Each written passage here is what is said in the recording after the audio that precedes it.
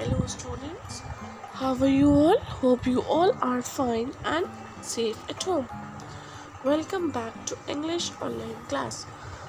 So students, today we are going to revise sounds of alphabets. So let's get started. A says A,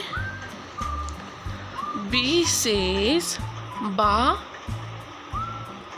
C says Ka, D says Da, E says E, F says Fa, G says Ga, H says Ha,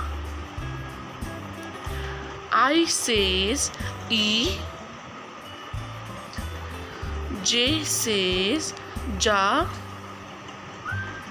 K says Ka, L says La, M says Ma, N says Na, O says O,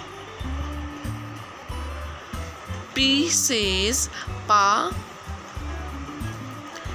Q says Qua, R says Ra, S says Sa, T says Ta. Now which alphabet is this? U. There are two sounds of U. The first one is U says U and the other one is U says A. U says U, U says A. V says Va, W says Va, X says S, Y says Ya, Z says Za. Very good.